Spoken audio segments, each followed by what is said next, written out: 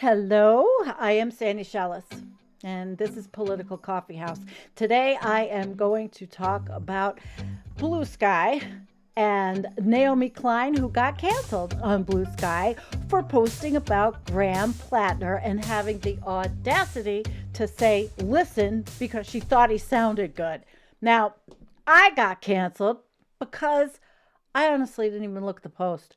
I was so excited just to see her post to be like one of the first ones to see her posting. I didn't look at it. And so I wrote, love you, Naomi. The world is such a much better place because of you. And I got blocked by at least 20 people. Even somebody that said to me, oh, you sympathize with Nazis? So I thought, well, today I'm going to do a little talking about the the whole issue, because it seems to me like Graham Platner and his whole candidacy is a shit show. And it is Maine. It's a 2026 U.S. Senate race. Democratic candidate Graham Platner has emerged as a figure. He doesn't fit neatly into the usual partisan boxes, and that has made him both intriguing and really controversial. Now, among many Democrats, he's viewed as a pragmatic reformer. Supporters describe him as policy focused rather than performative, someone emphasizing economic fairness, environmental protection, critical to Maine's fisheries and forests, and restoring trust in democratic institutions. Now, to these voters, he represents a generational shift, less tied to national party theatrics and more focused on bread and butter issues like healthcare affordability, rural infrastructure, and climate resilience in the warming Gulf of Maine. So some independents in the state appreciate the tone, seeing him as potentially less polarizing than national party figures. I'm a progressive. That's attractive. But there's some skepticism. Progressive activists are questioning whether he's bold enough on issues like corporate accountability, campaign finance reform, and aggressive climate action. Party traditionalists, they're saying they worry about his positioning and his messaging strategy, whether it energizes the Democratic base, the base, or it risks blurring contrasts in that high stakes race against Janet Mills, who, by the way, is 79 years old? And then there's Republicans and conservatives. They view him very differently. Now, they see him as another vote for the Democratic agenda, regardless of how moderate his branding may appear to some people. Critics do frame his environmental policies as harmful to small businesses and energy costs, and they'll argue that his economic proposals amount to expanded federal spending and regulation. Of course they do. In that narrative, he's not an independent Maine voice, but he's aligned with Washington Democrats. The thing is, there are problems with his candidacy. Terrible problems. And that has to do with the fact that people think he's a Nazi. And it's all over Bluesky. And they've canceled her because of that. Yep, it's a total shit show. Well, to me, it's been a shit show all day long. And it's been on my mind. So let's take a look at some of the stuff that's on Bluesky. Boycott the upcoming book by Naomi Klein. Cancel your pre-orders. No money to people using anti-fascism as a marketing tactic while they platform Nazis. Now, the thing was about him is he had this tattoo called... The controversy is that he did not get rid of it fast enough. In fact, on the Jewish Insider, it says Platner sat for a lengthy interview with anti-Semitic conspiracy theorists, said he was a longtime fan of his. Now, there's controversy all around all of it. All of it. So this article actually talks about this Nate Cornacchia, and he supposedly platformed anti-Semitic conspiracy theories, which then makes Platner anti-Semitic. Then there's this guy, then he says, this article by Politico. Well, is it Politico? No, it's PBS, sorry. Maine Senate candidate Platner says tattoo recognized as symbol has been covered. So he covered it up, but it took too long. Most people said it took too long, actually. And it was the specific symbol of Hitler's paramilitary Schützenstaffel, or SS, which was responsible, obviously, for the systematic murders of millions of Jews and others in Europe during World War II. He didn't offer details about the new tattoo, but offered to send AP a photo Wednesday. Now, I found another article on him that was pretty interesting. And this guy wrote this article. Democrat darling Graham Platner has a Nazi problem. Maine's dirtbag leftists have spent 10 years calling every conservative a Nazi, but now their darling progressive hero has a serious Nazi problem of his own. And this guy goes on and he talks about how he burst on the scene and was there at last, rising from the craggy shores of the bold coast, a white, straight man capable of saving the Democratic Party from its worst impulses? Well, no, because, and it's called a Totenkopf, and Reddit posts, and the fake Oyster Man shtick, and the lies, and the other lies, and then the lies about the lies, this guy says. But that's what's happening all over Bluesky, I find. They sound alike, both sides, left, right. They sound a lot alike on both sides. And then this guy says he is really not an oysterman, that was a contrived word that seems to exist only in gushing profiles in GQ or the New Yorker. The reality is that Platner was an amateur actor whose brief appearance in an aquaculture promotional video caught the attention of political consultants. Some well-placed Democratic sources have told this guy that wrote this as much. So see why it's a shit show? Man, it is. It is. It really is. And I feel the worst for Naomi Klein because I love her writing. She wrote fantastic books.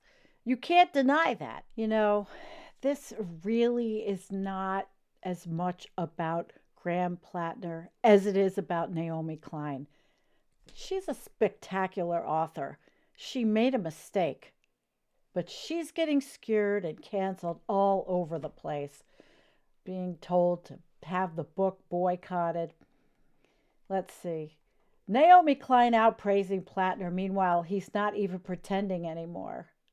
And I don't think this is right either, where he is. He shouldn't be hanging out with people that have 88 on their shirt. I don't think so either. And Naomi Klein joins the depressingly long list of people I ostensibly respect drinking the Graham Platner Kool-Aid. This is really an incredible thing to do here, to talk about this, because I really like her. And I don't want to be blocked by people that don't know me or don't understand me or haven't seen my channel. You know what? In fact, I have made so many videos myself on white supremacy for Environmental Coffeehouse before I embarked on Political Coffeehouse. But it's quite something. Do you unequivocally condemn your most prominent supporter and endorser, Naomi Klein, amplifying neo-Nazi Graham Platner? Oh, she's just getting... And this was her original thing. Highly recommend listening to the whole conversation. Platner is an extraordinary political communicator. I have rarely heard better. Okay. Did she say she agreed with everything? What did she say? He's an extraordinary communicator, which he is. She's probably not heard better because slick politicians, and that's what he's going to be, probably is a great communicator. I haven't heard that much until today, actually. And then she says, well, I confess that I'm not online right now. I did not see the podcast. and retweet stuff people are flagging, which suck.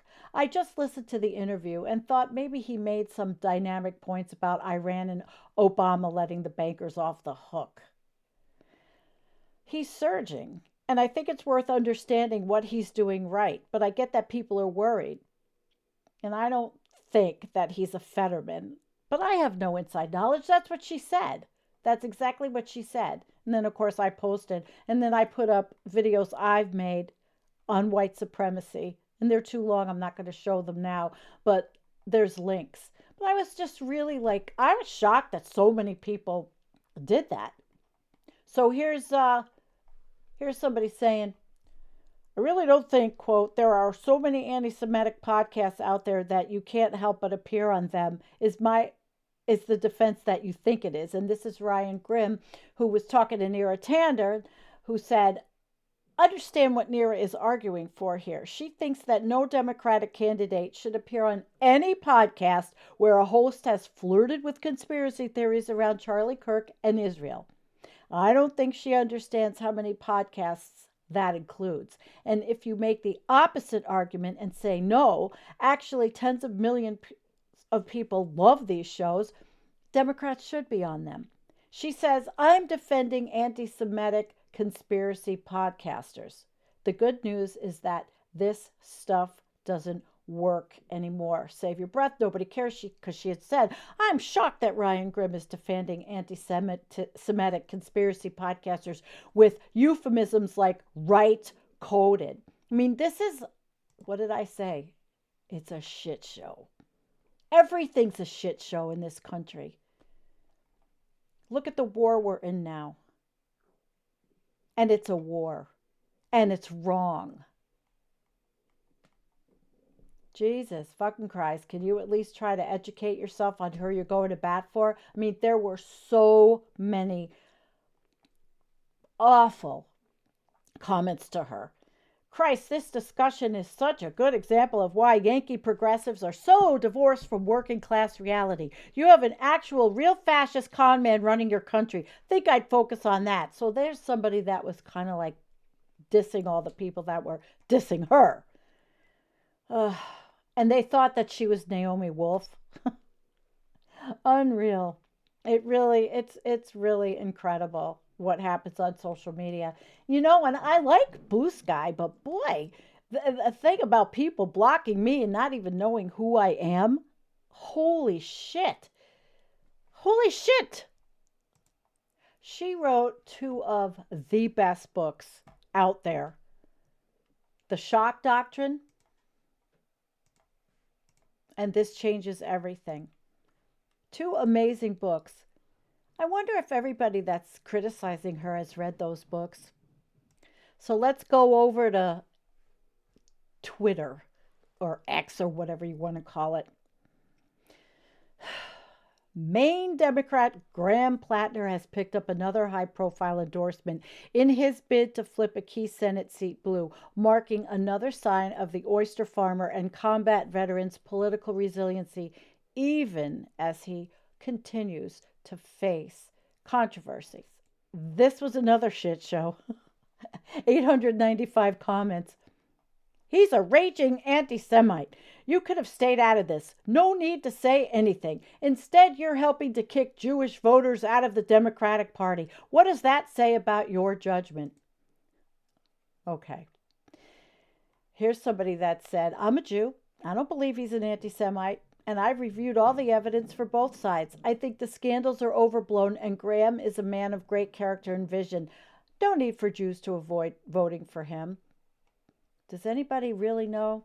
Because his wife is Amy Gertner, which is an Ashkenazi Eastern European name. We don't know much about her.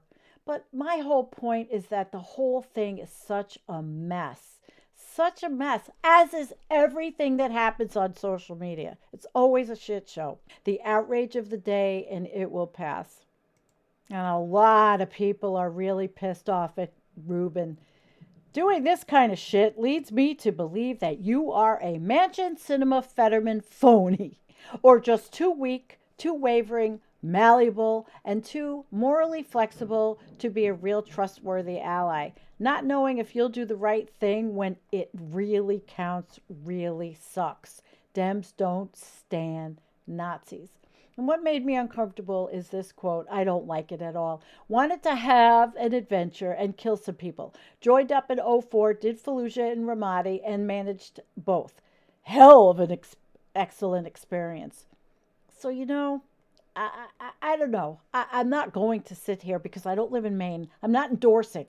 I want people to decide. That's kind of what the aim here is. I'm going to show all the information, say the quiet parts out loud, but you guys decide how you feel about what I'm presenting. It's a very uncomfortable position in the shit show, especially for her. He had those posts on Reddit, and they were creepy. You have to say, they were creepy. It was a lot of opposition. People can say what they want, but when these things happen, these campaigns that are controversial, because most people will say, well, Janet Mills is a safe bet. She's experienced. She has the experience for the Senate. And they'll say he doesn't. And he has all this controversy. I mean, so many people are saying that, oh my gosh, what's happening to the Democratic Party that they've got a Nazi running in Maine.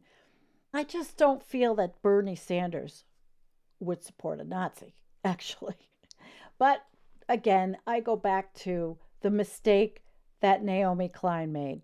She didn't do the research, which I did not either.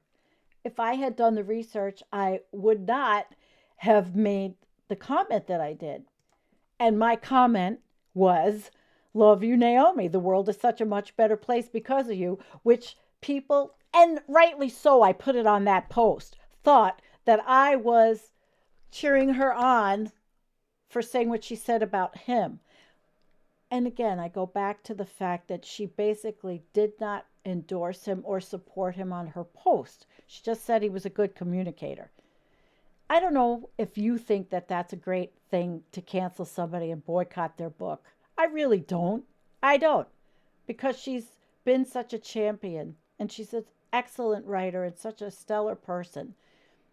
Maybe people should just forgive a little bit. I know it's hard. We are in the most incredibly difficult times we've ever lived through. We have Donald Trump, the authoritarian fascist president of the United States. We have ICE killing people in the streets, beating people up. They're going after black and brown people just simply because they're black and brown, not because they're criminal, illegal aliens. We're bombing the shit out of people.